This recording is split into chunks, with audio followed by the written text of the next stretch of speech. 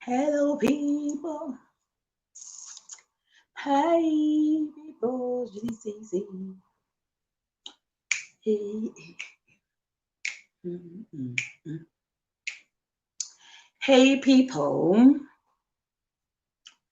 Hello, people. Hey, how are you? Hey, muri boy here.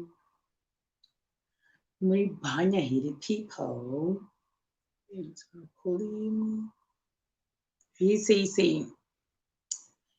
Zvise ayo nhasi ndinyatsofila zviri nhasi kunyanyonzwa hope saka nhasi ndatingi ndakuta ndichiita back to normal ndakuita ndichiita back to normal slowly but sure guys zviri sei muri boy here guys atingi nhasi ndichambotiwedzerei time Joyce napeya zviri sei Faith Mponda tatenda chinhori Nometa mangwani AC Snaka uri sei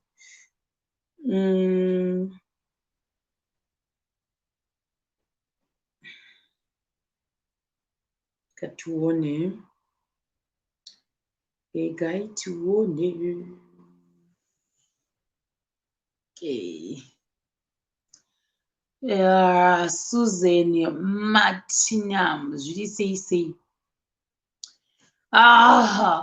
guys mamwe days ndaskip because I was very tired guys voza unonzi kuneta ndandichibata na 7 p.m. ndomuka mangwana achoni kutokurirwa nehope chako zvokutoita nekukurirwa nehope ndo zvandaitiita kutorwa kunyara zvokutoita zvamainyara pane zvaiitika saka zvaiitika zvichonathingi zvakambonditi affecte mbichana because zvazviri personal yangu inini saka zvakanditi affectei last week here because I was expecting kuti zvinhu zvienda nenzira yangu zvinhu ndobva zvaenda nenzira imwe so I think I was so devastated to the last extent zvokushaudza kuti ndoita sei ona manje ndakabhweka nasvika pedzisira saka ndakazongoti you know what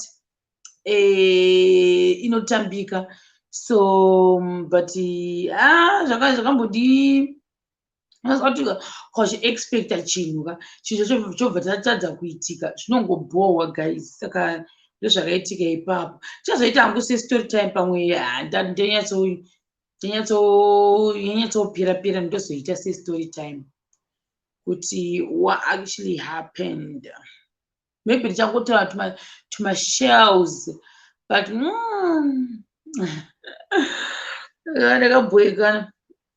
ndakabhoekana so zvathingi handazviona kuti pamwe zvatozodziafecta kusvika level iroro bvandatanga kuti I think ndakangovata na7 o'clock ndomuka mangwana achoni 7 o'clock ndomuka mangwana achoni but nhasi izvizvi ndakuita ndichinzwa zviri nani manje ndakuita ndichidzoka mufom inotambika guys ndakuita ndichidzoka mufom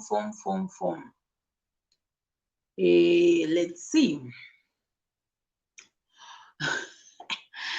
henry zviri sei chinaka tracy sei lokaji chidunga uri sei apa ndanda kutoti kana ari malive ndofunga ndichazoita kana December guys kutonyatsa kugara chaiko ndinada kutobhoekana nekutogara kana kutongogara chaiko ndichitongotaura zvandaita kudhara ndakanga ndapera mongo kuti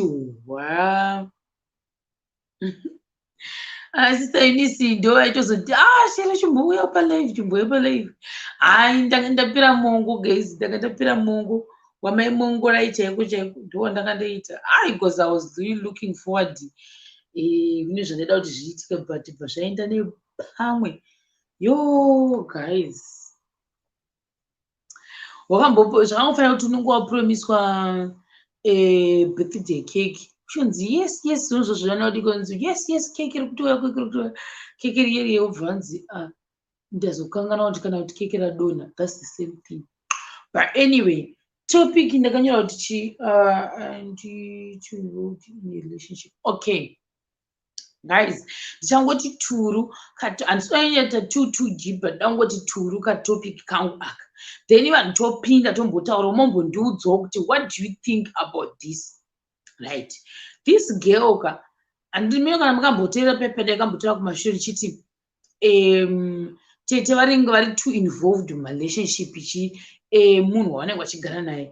So now this person manje ndizvokuti musikana patakambotaura nzvimbo lesei vati une mufesi wako, mufesi womudi wobva wanozvivhiringa zvinhu zvako zvese zvine zvaunenge uchitoakusa example yangu inini napeter wangu tikudana napeter ndiinjiniya. Peter ouya ouya kumba asi ndechigara navatete vangu, handiti ndechigara navatete vangu chigara navatete vangu saka chii vatete vobvoronga Peter. Alright, Peter wabuda waenda ndowana chii ndowana John opinda pepe. John anenge achitoda nyange John aka asina mari stere kupfuura Peter, asi John anenge achitoda munhu nemwoyo wese.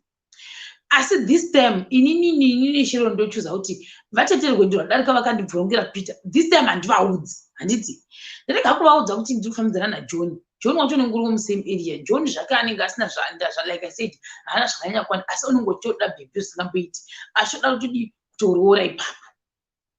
Asi chii vatete vari kungovhunza about Peter nani stop vachifunga kuti chii ishero nachifambidzana naPeter.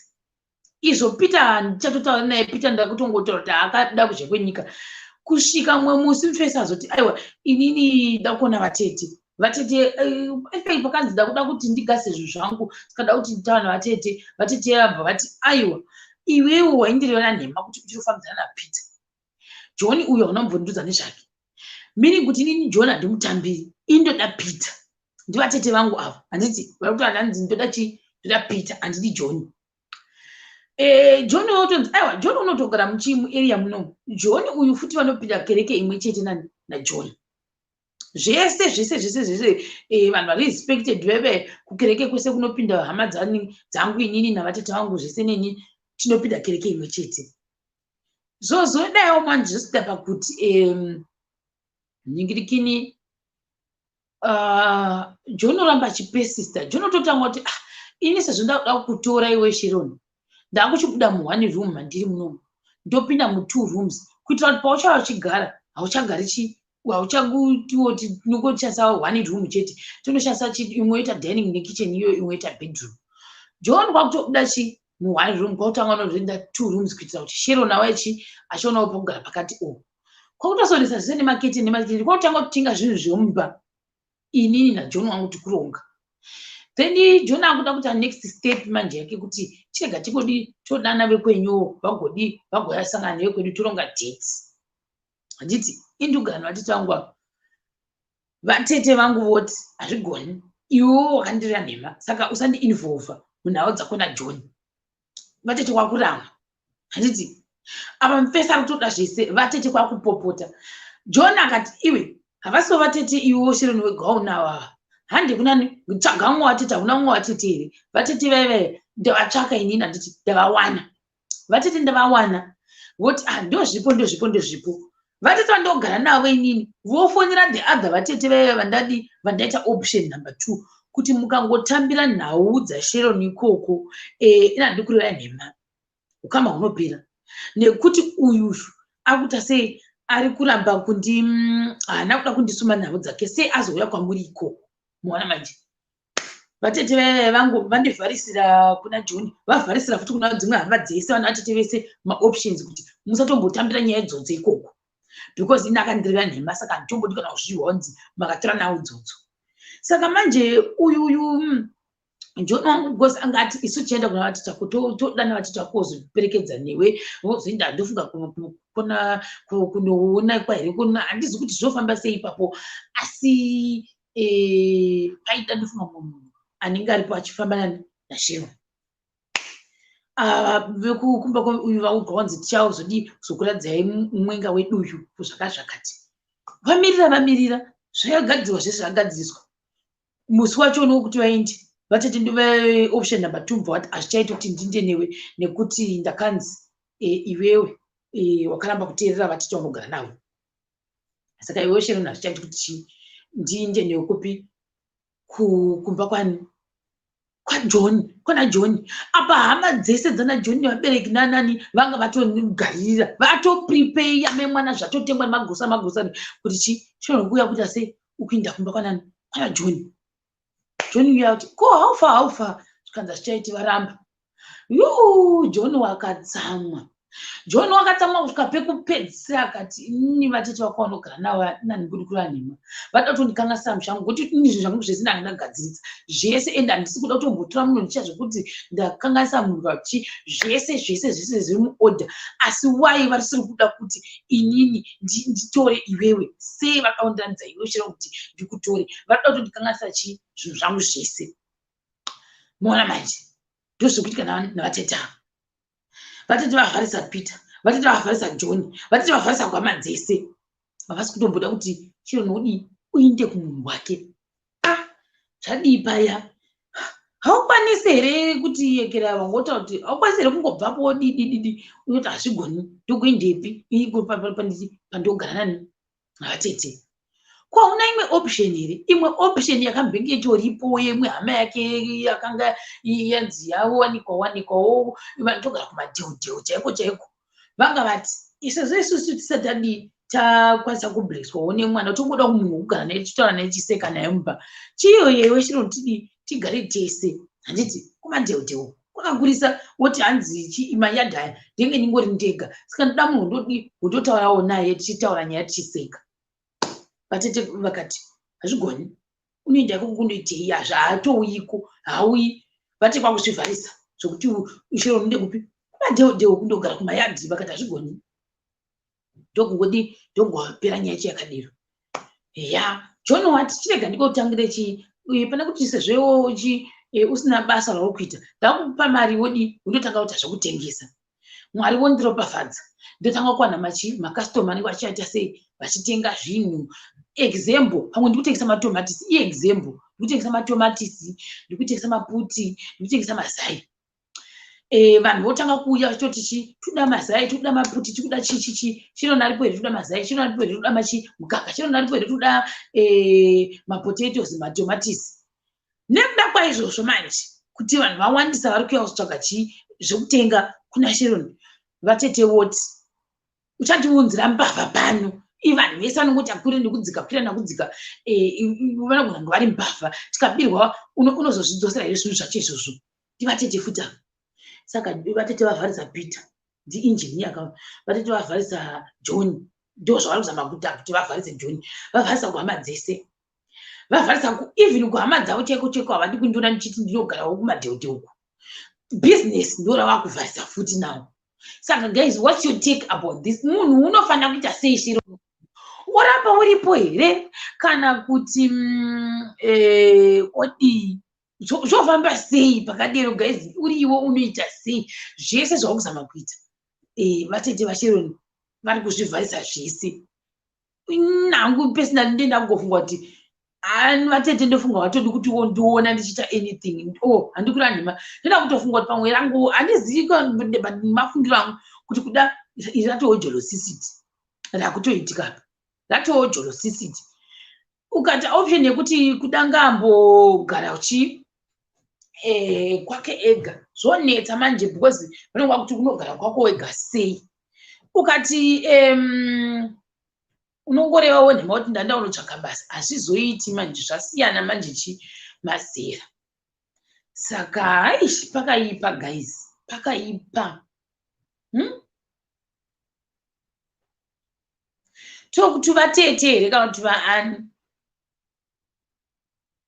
tokuti vatete here kana kuti chii because inini advice handenda kuti kuna Sharon wavaudza here kungoti inini ndakungoinda kumbondoona kupi pakwanani uyuyu sezvo chii sezvo imi mati hamusi kuda kuinvolva asi ndakuinda morekekanzi hazvigoni kuti chii ndingoinda ivo vari kuramwa ende vari kudza hama dzese kuti vasaita involved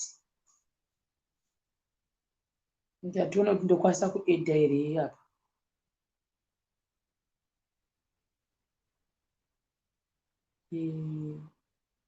let's see inyaya ino inani kuti kuri vanhu nyaya inombandigwadza ini nyaya iyoyo itori very sad guys. Handingori kureva nhema, vari kuvharisa everything. Hapana chauda kuona chichibudirira, zvese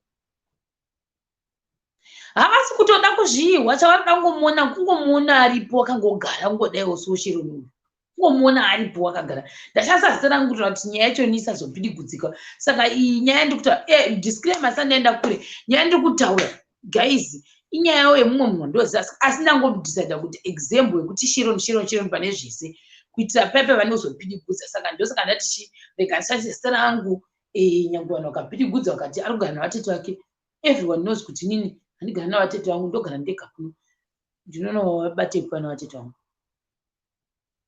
Saka iexample hanzi nemumwe tete havana iri tashuwa ndo handiri kureva nhema, neniwo ndo zvandiri kutofungeni kuti why vari kuita like zvese vari kuda kungozvivharisa. Why are you so, handizi kuti handigasashandisa kuti jealous, but why vari kuda kuvharisa everything chikuita munhu uyu anonzi Chero uyu. Example ndaisa zita rangu, sei vari kuvharisira magedhi ese aSharon? Vari kumavharisirei magedhi iwayo?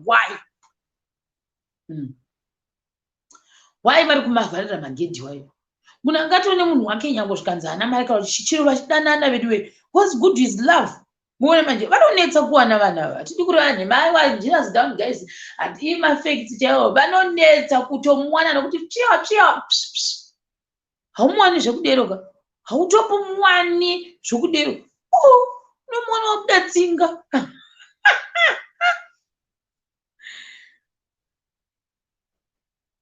Hanzi uya kuseri, aiwa taurirai panapa guys, da kunzwa. Ndaisa link kuna vanoda kupinda zvitaura.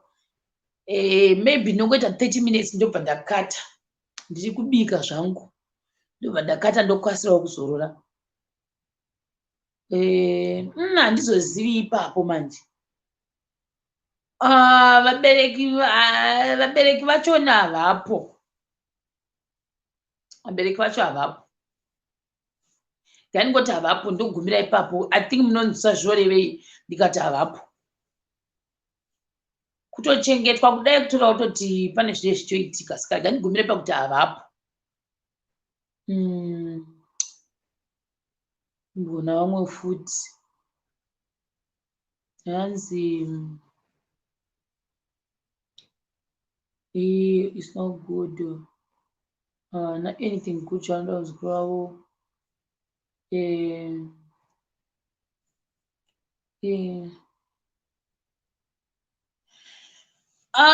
Pekuchata naJoni manje ndakatombopa bvunzo toti saka naJonzo pamuchato tinobudirira here? Vakangoti zvavo vangu vasina. Like I said kuti John anga hana zvake mari inonzi ngatonzi kure, but munhu unoda munhu wake, like unozama singamboiti. Saka John anga angoti ndombotora hangu munhu wangu ndongogara hangu naye tusanga musha wedu. Ndo zvanga zvida hake John, kwete kuti ningirina zvekuchata hake. Ndofunga izvezvo vanga vasati vaisa mupfungwa zvavo.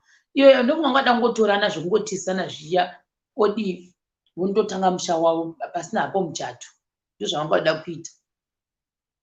Zvese zvatoenda mudondo. Zvotori pamwe kudana December kudai takutotaura zvokutoti munhu watokumba kwake kare.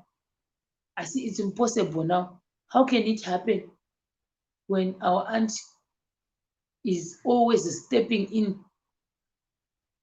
Laza ndofunga nje vatete vanenge vanoda mari stereki, like izvezvo kuti moza zvekare izvezvo kunzi hanzi mukomana wake ane mari isingaiti, mari ine mubvuri. Mukomana ane mari izvozvo. Ndo zvimwe futi zvandiri kunotisa kuti I think vachine kamentality ikako kekuti uyu Shiro anofanira ane mukomana ane mari, Shiro anofanira kuva ane mukomana ane mota. Nokuti Peter anga ane mota, Peter anga ari injiniya ka, Peter anga ane mota, Peter anga angatori nestand, Peter zvinhu zvake zvanga zvakangorongeka zvingori mugwarangwara. Saka vaizvida, ndofunga ndonasa kutoti pamwe Peter aitomupota achipawo vatete mari dzema-airtime kutombotiwo kana kagrocery. Asi Jonzo uyu manje, Jonzo unofamba kana nemamu5, but what's important guys is love. Hasirizvo here? kuda vanga vachazozvirongawo zvemuchato wokukoti handizivi. Vanenge vatsvage basa abvepo is possible kana kuenda kuna John. Uri kuti hanzi ini handizodi kuti nditange chii musha wangu patotanga kufa madare kare. Ndiye Sharon uya kuti hazvizonyatsi kuita zvakanaka. Hazvizonyatsi kuita zvakanaka. Saka vanhu vanosiyana guys, people are different. Inini pandiri panapa ndashema ndogona kufunga kuti you know what guys, ndadzokera kumba ndagara example yandiri kutaura, ndogona kuti ndadzokera kumba maybe ndanzwa kuti I'm now over whatever zvakaitika kumashure uku, I want to start a new chapter. I can actually start kuti ndofunga kuti alright, ndoramba ndichigara mumba vabereki vangu here, mufesi anofanira kuramba achiuya achindiona yakati kutsangana pazvikona izvi I think handisirizi here kuti ndinonomira pachikona. So there are many options kuside kwangu inini. Example guys yandikuta kuti kwandiri I think I'm that kind of a person ari open minded kuti mai angu kana baba angu torodza kuti you know what guys, inini ndakumbobva panapa ndakuda kunotanga kumbogara kwangu ndegawo. And I think vabereki vangu vanokwanisa kuzvihwisa because vanonga kuti mwana wedu akukura vedu we tingangoramba chiti ngaagare panapa here, anokwanisa kunogara kwakewo ega, anoda freedom yake. Muona manje zvimwe zvinoenda nezera guys, zvopana mumwe wacho ngaabvepo. I think ndo nyaya yakuti zera rake pamwe mumwe wazoti unonogara ikoko wega sei. Number 2, basa racho indambofunga kuti kokungoti ndakunogara kurumu, ndakunogara kurumu kana kuti kumbawo kune imwewo imba, let's say for example kuwadzana, ndobva ndatotanga kuti ndakunogara kuwadzana kana kuti ndakugara kudhuze nekutawuni because ndawana basa ikoko. Zvorambidzwe here? Like I said, vanhu vanosiyana plus zvakuindirana nepfungwa dzevamwe. But inini I'm saying kuti I can actually do that inini hangu personally, nekuti ndinokwanisa kuti pamwe ndikaona kuti ndagarisa kumba ende kumba ndichaonyesa kuona freedom yangu zvangu yangu freedom yangu, I can actually move out. Ndamove out ndoenda kunogarawo kwangu. But definitely inini my dream ndeyekuti pandomove out I don't want to go and rent again. Ndo dream yangu. Ndoda kuenda ndichina pangu, handiti ndotanga kunogara ipapo ndichitawo life yangu iri different from kuramba ndichigara pamba pavabereki vangu. But this is now different. Ini ndechibva kumba kwavabereki, but uyu kaSharon ari kubva kumba kwanu anenge andichigara navatete. Inini sashema ndienda kubva kumba kwavabereki ndakunogara ndega. Ndotanga kuti sei kuita zvangu, hapana anondibvunza. Ona manje hakuna unondibvunza, ende ndotovaudza chaiko ndakutobuda kuti inini baba namama I think ndakuda sei kundogarawo kwangu ndega. Vanototi it's fine, it's fine, it's fine. Ona manje hazvirambidzwi izvozvo. Like I said, kusaidi kwangu kwashema, asi kwaSharon zvogona kunge zvisingaiti izvozvo. You guys munozviziva kuti mitemo dzakasiyana mudzimba, dzakasiyana by far,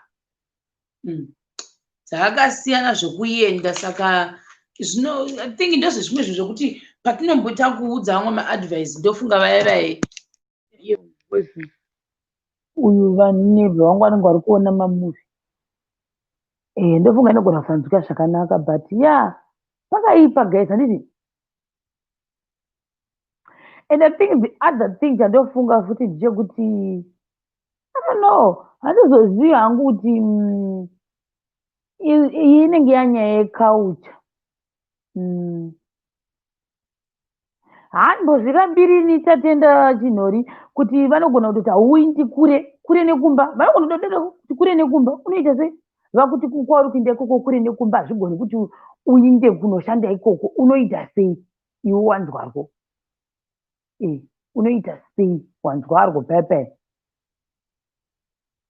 Zvakaoma hazvo guys.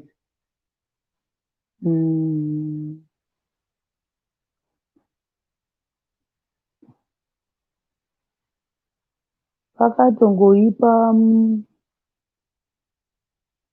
pakaipa. Hanzi chimwe. Saka Sharon atori pama1, ari pama1 asingaiti.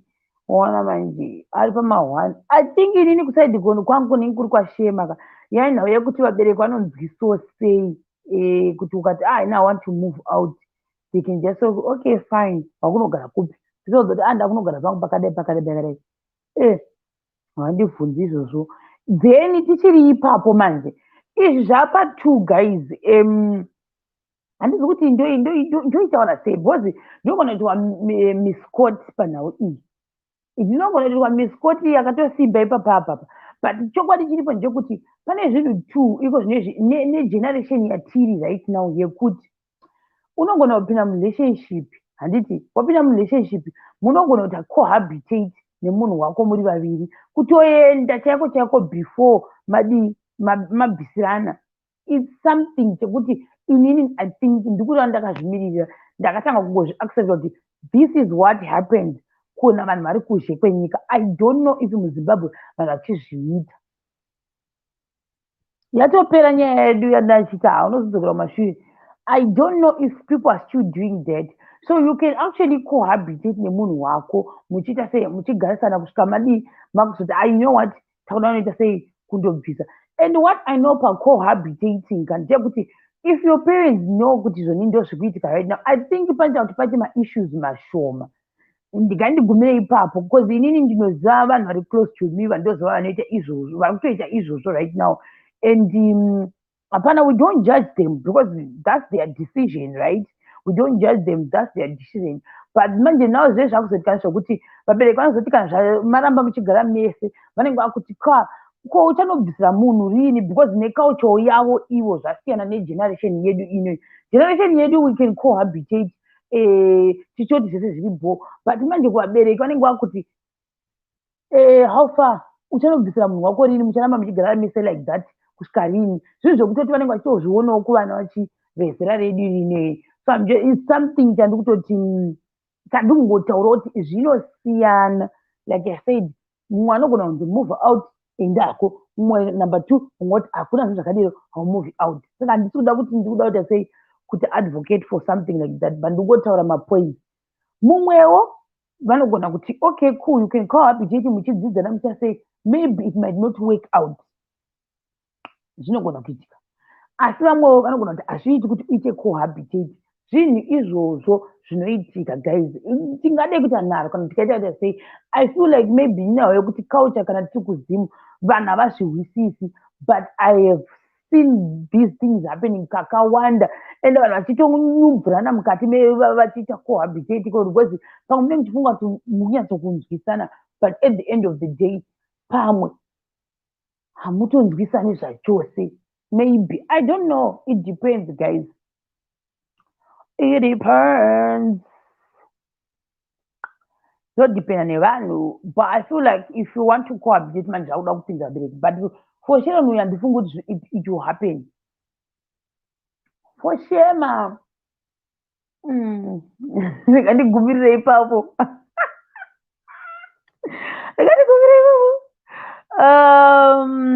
for sure ndikandigumire ipapo but if it was out of Zimbabwe I was gonna do that but in Zim it's a little bit difficult.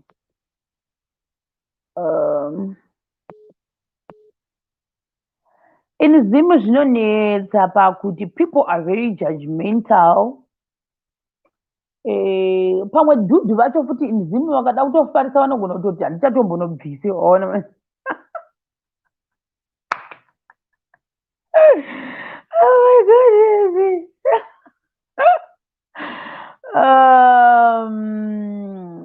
Waona manje saka it depends guys. Like I said ndaisa madisclaimer ese ingoriwo mapoints andiri kuita throw kuvanhu but it depends. It depends. And I know someone akagara nemunhu wake but vachigara veseka vakazindovomara zvimwe zvokuti uti jesu was it not better kuti vagara havo kure nakure but handisi kuti ndingati kudii but maketenderedzi zvavo. I don't know. Like I said, it depends. Nechi nevanhu. And zvimwe zvazvemagenerations kuti magenerations adi akasiyana. And actually don't know kuti how does it work panyaya dzekucohabita kuti mumwe angoti can I come and stay with you or maybe it depends. oyintepi manje naye omijamba oyintepi anobva achindepi because uyu haendi kubasa. The only option because mupesa ngati kana zvanetsa unongoyo kugara kunoku, the only option ndeyekuenda kunani kuna John. Chero anofanira kutongoenda kuna John. That's the only option, that's the only way out. Ichongoripo mutongoenda then wozozviona from there. But iye ari kutya because anenge achiti zvoni vanhu vacho vari well respected plus kune vanhu vechitendero vakadai vanenge vachirida kereke saka hazizoiti. But inini ndiri ipapo manje ndokandi kuti I think dai anga ari Shema nesituation iyoyo yakaita seiyoyo ndofunga ndaiinda ini zvikwana ndikurira nhemazve mwari vandiregerera ndofunga ndaiinda ini vaizongoona munhu ainda vari kuzama kuvhiringa zvinhu zvinganike zvisatosvika pa5th list. Kuna uyu vakasiya vavhiringa uyu wovhiringa futi saka vari kudei chavakatsamwira ava vatiti ndechekuti chero niwa unaundiudza kuti uri kufambidzana wakasiyana naPeter wakufambidzana naJohn ndozvavakatsamwira to that extent yekusvika kuvharisa kwese. You guys, you're not serious guys. Ndinoinda ini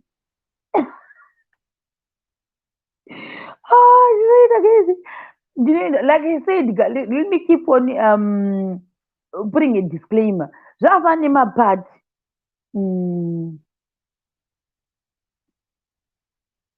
hanzi zvakafanira yakaita seexample yekuti mapati chaicho kwanzoni lise inini shamwari yangu inini yaShema auya oti Shema I've got a birthday pakati but birthday rangu chatanga kuma7 saka can you come kubirthday kwangu worara kumba kwedu chimwe. Inini vabereki vangu inini vaShema inini they will not have any issue nekuti inini ndaenda kunorara kumba kwana kana kuti chimusoro kubirthday mukunzwisa dai pane zvinhu tu apa. Then asi uyu vekwaSharon vanogononzi ndidawo kuti uyu auye kubirthday kwangu vekwaSharon hakuna zvinhu zvakadero. Muona manje mitemo inosiyana, that's the problem. Mitemo inosiyana and how your guardian actually see things also differ guys. Handidi kureva nhema, it differs ende kuti dzimwe nguva kuti vanonzwisa sei zviri very very tricky.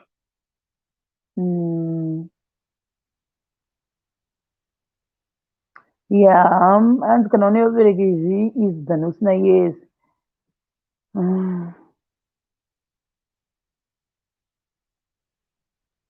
Yes, hanzi kana asingaite achitini akuchitenda adi kutsvagawo elder wekuchechi omupirawo nyaya yake pamwe tambozvibvunza kuna Sharon kuti why can't you just go kune mukuru wachoni voenda kunotaura navo vogara pasi vese.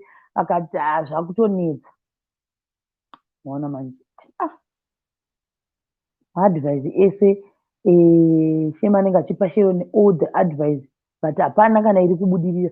Saka nditoziva kuti John ucharamba ari mupicture here kana kuti John uchabuda futizve nekuda kwavatete. Asi mukomana John wanga achoda hake munhu wake anga akatomupinza ndofunga aizofanira kunge akatorwa saisi last month here aifanira kunge akatotorwa achitongoenda zvake. Yakanetsa iyoyo nyaya yakanetsa singamboiti yakatonetsa mai mwana vanhu vakamudhurirana vanhu vakatsamwira kanzi waifanira kundiudza kuti ukufambidzana naJohn. Ukandiudza kwako kuti ukufambidzana naJohn it means kuti you don't trust me, it means kuti nanda basa newe, it means kuti iwo wakandijamba wakatondijamba saka iwo uri kutoita zvinhu zvemusoro wako inini usafani includa muzvinhu zvako kwakutoinfluenza hama dzose. Izvozvi mwana akangoti vavava Sharon akangoti vavava pamba ipapo haendi basa dii kusvika John azoti chitanga business irera vakuda kurivhasa futi vatiti vaya name what kind of a person is that. Ndati kana veduwe Sharon otori munhamo zvake otori munhamo yamai nhamo ichaita yamai Georgina ndoyaari saka zvino zvonzwii. Guys, I think ndikangoita 2 more minutes ndobva ndadonha zvangu mangwana. I don't know kuti ndokwanisa kuita feature mangwana ndada kuita I will see but ndinongoisa link rangu tomorrow but mukaona ndajambawo ndinenge ndarohwa nehope nothing much neisika but hope pamwe dziri dzandikaka but I think I'm now recovering from what happened last week. saka hope ndo dzinenge dzichizongondikakawo zvangu here and there. Waona manje, asi ndatirebese guys. Guys, I'll see you maybe tomorrow on Saturday. Ndokubatai guys, I'll see you here. Kana pane zvakuda kuitika futhi, I'll just let you know kuti maybe week ineyi handibatiki, ndizokubatai after a week rakati, maona manje. Because panenge pane matransition anenge achiitika akawanda ipapo, saka I will let you know. God's time is the best. Guys, bye bye. Hanzi zvimwe zvetingarereketete iri kurwadzisa inonetsa nyaya yacho nileki nekuti Sharon wakakura achichengetwa kubva ndofunga ari form 1 kusvika apedza chikoro kusvika aiswa kukosi navatete, saka vatete vanotofunga kuti vanotone power over Sharon, maona manje. Vatete vanofunga kuti vane power over Sharon, saka vanokwanisa kuita anything zvavanoda. But I feel like it was not. Handina ini guys, ndandisina mumbopinda mudi yekuekera zvangu, because ndasira ndichiita zvandanga chiita zvimwewo redioni, handitozi kuti iripi, ndofunga itori uko kana ndakatoirongedza. I will look for it. Kana ndakatoirongedza zvangu, zvimatundu musere zvangu zvakazara pasi zvese, zvimabheke zvese. Hamudi hamusonzwa maecos here, murumu mangu muri empty. So rwendo rwakagurwa negurwe, rwendo rwakagurwa negurwe. Tichazoridza mumwe musi, but not today. But anyway, I feel like even body yangu ndakuita recover ndichikwanisa kutaurawo zvakati. Hakutosvika 40 minutes. Ndazamirira nezuro ndakatotadza kana 20 minutes ndakakona kudzisvitsa. Ndakakuvarira maimwana nehope. Guys, see you tomorrow or on Saturday. Bye. Bye bye.